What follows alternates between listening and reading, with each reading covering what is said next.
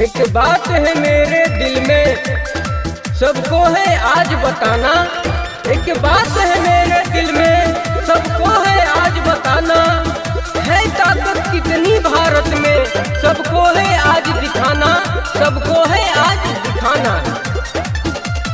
देश हमारा दुनिया में प्यारा, देश हमारा दुनिया में प्यारा।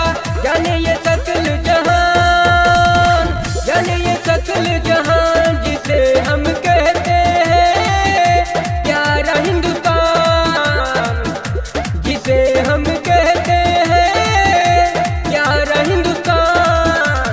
भारत है ऐसा मेरा, करते हैं सब गुणगान।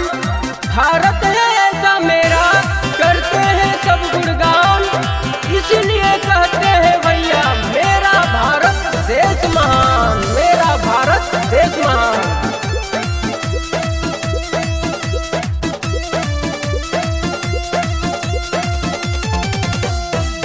दुष्काम कभी हम करते नहीं, दुश्मन से कभी हम डरते नहीं।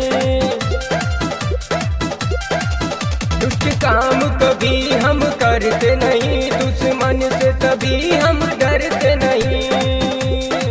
सरहद पे जो जाए फिर जान गवाए, सरहद पे जो जाए फिर जान गवाए।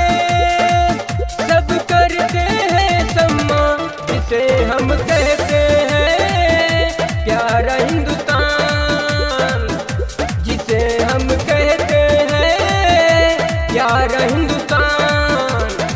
जब जब हमने ठाना है, दुश्मन को चून के मारा है।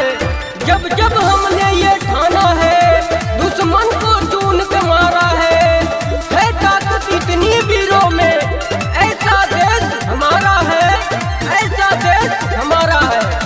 कार सभी को सिखाते